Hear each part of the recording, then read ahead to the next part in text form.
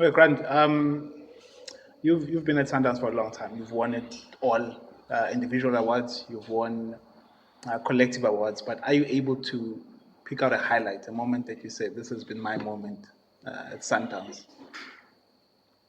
There's been many It's moments. a tough one. Like even my first season at Sundowns, we won the treble. Excuse me. And for me, I think coming from super sport, not being like a big name player, was like even when I came, people were saying, "Where is he going? We don't need him." All those had negative connotations around me, and that was the season where I said, like, this is my season to show people who I am. And I came to Sundowns on my first season and played so many games, won a treble, and then all of a sudden the narrative shifts. Um, and I've been playing football for 9, 10 years before I came to Sundowns.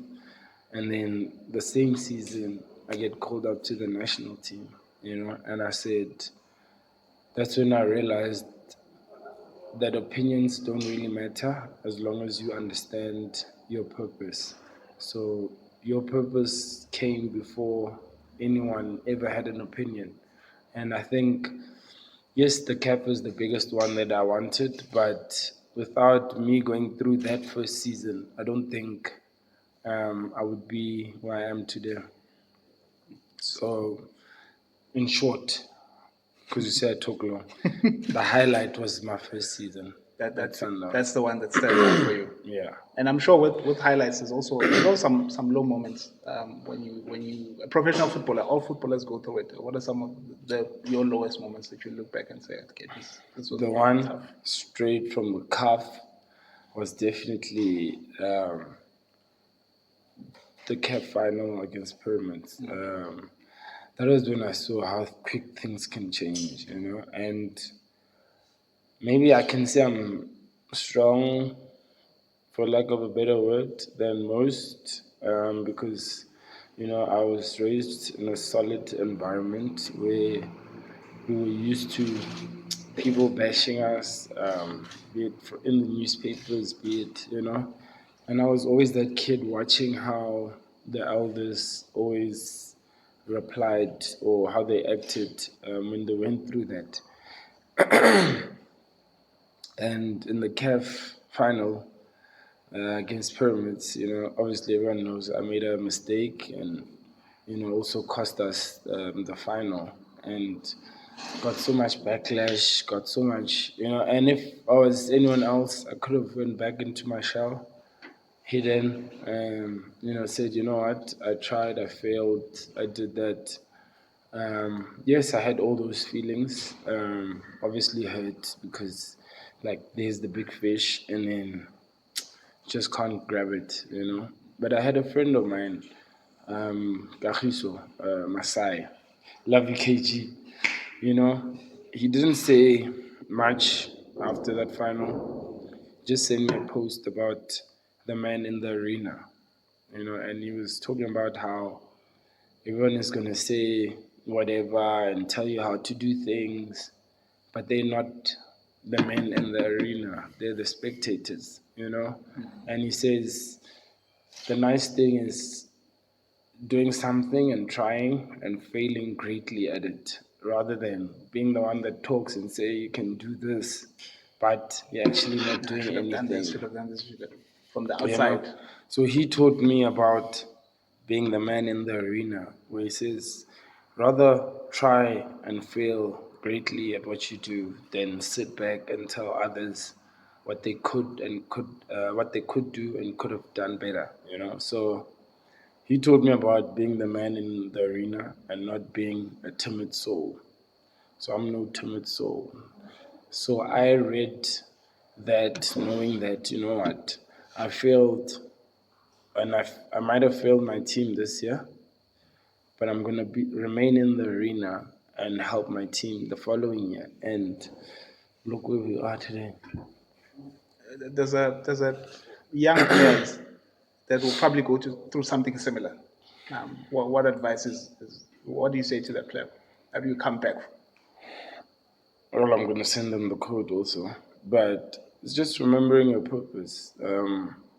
You have to you have to pay your school fees, yes, but you also have to build your character. And I think maybe I was so scared because I've like before the tragedy that happened in the pyramids final, I was always I was never too sure like how I'd react when the whole country comes for me, you know.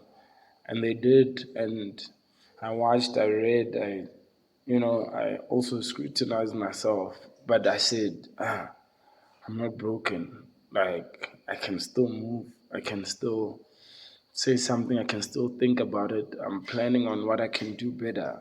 Like I didn't dwell on that and think I'm the worst person in the world. What? I said, okay. I thought about this. This is how they also saw it, and I worked on that. So it's not about when you're broken down. It's actually just you or the universe saying reconstruct yourself even better. You're good, yes, but you can break down. Continue building yourself. Like don't stop.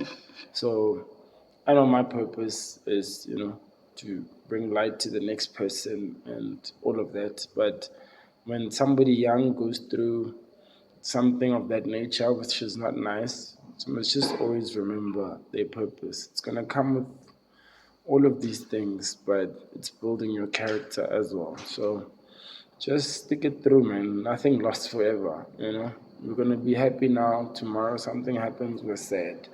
You get over it, you're happy again. So nothing lasts forever. The good and the bad.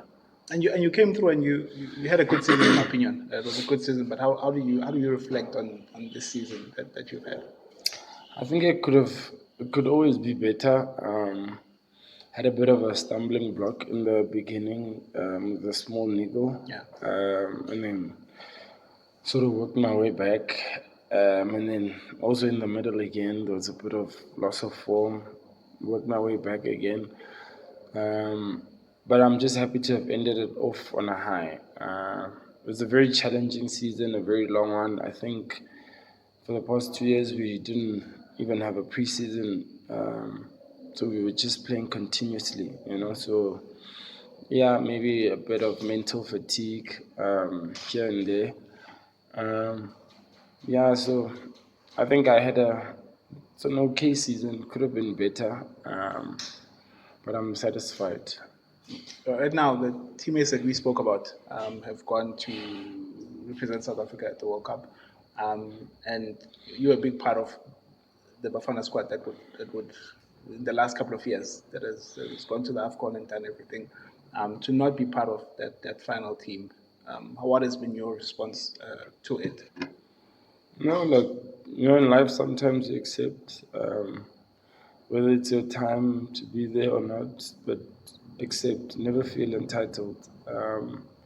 Maybe my part was to play the beginning, help where I can, and then that's my part done. But I've never felt entitled to feel like I deserve to be in the national team. I think that happens because it has to happen.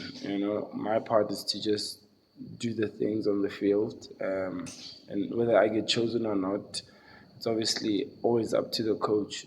But there's no hard feelings. Yes, I would have loved to represent my country. I would have loved to play in the World Cup. I think that's the ultimate dream. But I've accepted that I'm not there, but I played my part, and that's what I'm happy about. What does Grant Kekana still want to achieve? I mean, your trophy cabinet is ridiculous. Your Another one, another one, another one, another one. Yeah, like just like all the others. But I just want, for as long as I'm at Mamelodi Sundowns, I just always want to play my part in helping the team achieve and win trophies. I think now we're playing the Intercontinental, Championship. We're playing the Super Cup because we won the thing, So, and the AFL is coming back again, So it's There's a gonna lot. be busy. But that only brings excitement, and it makes me feel even younger because I'm like, more games, less training. So that makes me happy. But I still want to. I think there's still a lot I want to achieve. And for as long as my legs carry me and my mind is in the right place, I'm gonna go for it. I just want to continue winning. Sundowns has gotten us into the habit of winning, and we were always reminded to never get tired of winning. Because once you do get tired of winning, that's when the cookie crumbles, and then you end up being miserable and at everyone for no reason because you took that for granted. So I just have the winning mentality, and for as long as I'm at Mamelodi Sundowns, we're gonna stay winning. But like another one, but like show the star also. Another Like one is needed. second, No? When we came here, Grant, we saw some of the club legends. I think Kekana is also here. What are the conversations of the advice that you've received from some of the club legends in your time here? Don't drop the standard. Expectations are high here. Train with quality. Respect everyone who's around you. Be humble even when you're outside of the club because you're a representation of Mamelodi Sundowns. So in every corner there's a bit of advice for each and every scenario from them because they've always understood what it is to be a Mamelodi Sundowns player. And to those who listen, stay longer. To those who don't, they fall along the wayside. So we're very privileged, I'll use it again, because not many teams do what Mamelodi Sundowns does for their legends. And we understand that as much as we're good to the game will be good to us. But when we are good to Mamelodi Sundowns will be good to us. And we see it each and every day with our legends at the team. Who are those legends? If you can give me some names, the ones you talk to and you share some advice with and receive some advice. Most advice, definitely Daniel Mambush Modau. But I also think because we're from the same hood. And he was one of my dad's favorite players. Incredible Mambush, player. definitely Shompo Kekana. Tiane Mabunda also. And even surprise Muriri. Yes, we don't talk as much, but you can just see, no surprise is not like so approachable, but he looks at you like this, and no, you have to like level up, and then he greets you nicely, and like, I thought and then he smiles, then like you're in the good books. You're in the good books.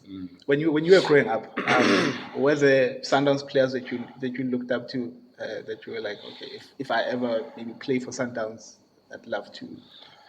Yeah, if I had the technical abilities of Roger Fedumba with the outside pass like this, and the finish of Rafael Chubu, and the celebration of Mambush Mudau. You'd be sorted. Yeah, Those were I'll be your good. childhood adults at Sundowns. At Sundowns. But I have a childhood idol, mine. In general. Who's that? Tapelo Liao. Oh my God. What a player. Incredible. What a player. Ria Stars. There was one time we was at Ria Stars and they were playing against Orlando Pirates, and he had the game like this in the middle. Just took the ball, put it up. During a game, put it down, started running. I said, there's something there.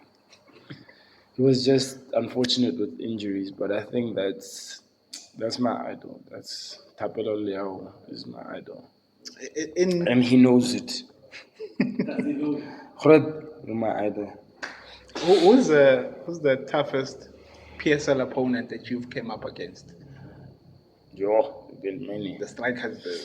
This one that's always giving you problems. You know, one of this one. It's Kama Billiard. Kama's a problem. Kama. Everyone will tell you about Kama Billiard. What else comes to mind? What is about Kama? Is it the fact that he can go different directions? Is quick? His first touch, his awareness, his movements off the ball. You know, as defenders, we don't like being dragged into weird places, weird areas, running back, like facing our goals. Like Kama had the whole thing, and he could finish. He had pace. He could dribble. You know, it was a combination of a lot of things, and you're like, you knew.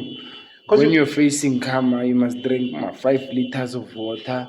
it's gonna be a lot of running there. Yeah, because you're gonna lose a lot of water, But I think that's been my toughest opponent. And then teammates here, who's been the toughest teammate to play against in the current group?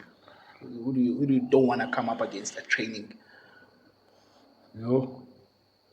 There's a lot, but I'd say Temba. Shiga is a I'd say Temba's one. I think is not as appreciated as he should be, and we're just so honored, to share a field with Temba's one.